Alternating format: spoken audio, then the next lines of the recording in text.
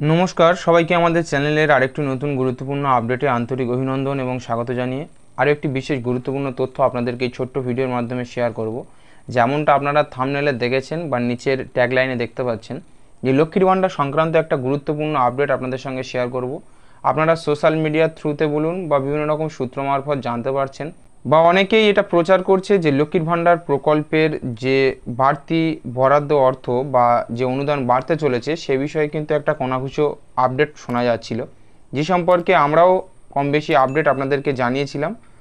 তবে সেটা সূত্র মারফত যেটা জানা যাচ্ছে বা নবান্ন আধিকারিকরা যেটা জানিয়েছিল সেটা সম্পূর্ণ একটা অন্তর্বর্তী খবর। সরাসরিভাবে সরকার কিন্তু এখনও পর্যন্ত এ বিষয়ে কোনো রকম মন্তব্য করেনি বা কোনো রকম আপডেট আসেনি, সেটাও আমি আপনাদেরকে অবগত করিয়েছিলাম।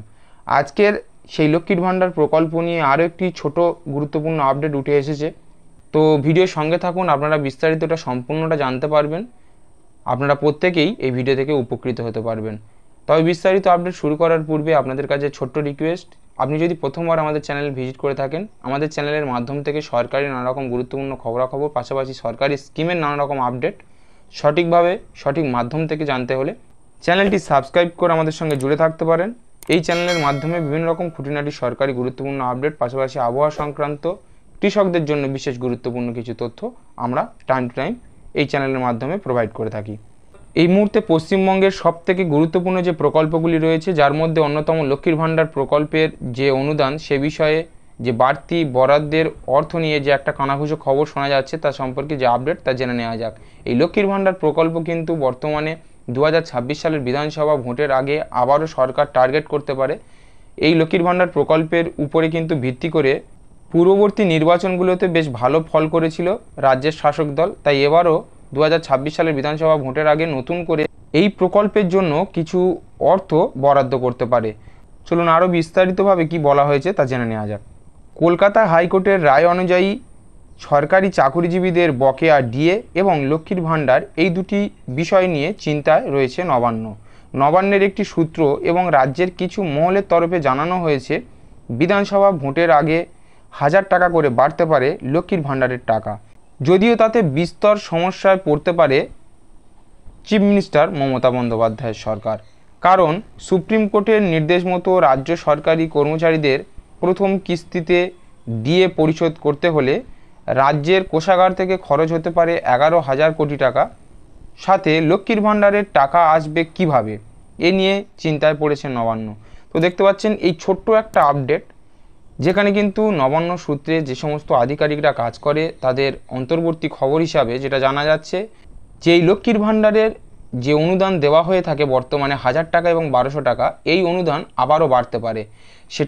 যেটা এখানে জানানো হয়েছে যে 1000 টাকা পর্যন্ত বাড়তে পারে, তবে আমার যেটা মনে হচ্ছে 1000 টাকা না বাড়লেও এখানে 500 থেকে 1000 টাকা পর্যন্ত বাড়তে পারে। তবে এই অনুদান বৃদ্ধির ক্ষেত্রে যে টাকা তা রাজ্যের কোষাগারে কিন্তু পর্যাপ্ত পরিমাণ নয়, কারণ সুপ্রিম কোর্ট যে রায় দিয়েছে আপনারা প্রত্যেকেই জানেন, রাজ্যের যে সমস্ত সরকারি কর্মচারীরা আছে যারা ডিএ থেকে এতদিন বঞ্চিত ছিলেন তাদেরকে প্রথম কিস্তিতে যে ডিএ তা পরিশোধ করতে বলেছে, যার জন্য ইতিমধ্যেই রাজ্যের কোষাগার থেকে 11,000 কোটি টাকা কিন্তু খরচ হবে। তার পাশাপাশি সামনের বিধানসভা ভোটের আগে লক্ষ্মীর ভাণ্ডারে যদি আবারও কিছু অনুদান বাড়াতে হয় সেক্ষেত্রে রাজ্যের কোষাগারে আবারও টান পড়তে পারে। তাই এ নিয়ে কিন্তু এখন ইতিমধ্যে একটা দ্বন্দ্বে রয়েছে মমতা ব্যানার্জির সরকার অর্থাৎ রাজ্যের শাসক দল। তো এখন সব কিছু সময়ের অপেক্ষা, দিন যত কাছাকাছি আসছে অর্থাৎ সময় পেরিয়ে আসছে, নির্বাচনের একটা টান উত্তেজনা তৈরি হতে চলেছে, ঠিক তখনই কিন্তু এই লক্ষ্মীর ভাণ্ডার প্রকল্প নিয়ে বারবার আমরা বিভিন্ন রকম আপডেট দেখতে পাচ্ছি। তাই আপনাদেরকে বলবো আপনারা বিভিন্ন রকম ভিডিওতে বা প্ররোচনায় কান দেবেন না, বিভিন্ন রকম খবর বা নিউজ রটাবেন না। আপনারা কিছুদিন অপেক্ষা করুন, সব কিছু সময়ের উপর নির্ভর করছে, সময়ই বলে দেবে যে এই লক্ষ্মীর ভাণ্ডার প্রকল্প যে বরাদ্দ বাড়তি অর্থ তা কবে নাগাদ আপনাদের ব্যাঙ্ক অ্যাকাউন্টে ঢুকতে পারে বা মুখ্যমন্ত্রী মমতা বন্দ্যোপাধ্যায় কী নতুন আপডেট এ বিষয়ে ঘোষণা করছেন।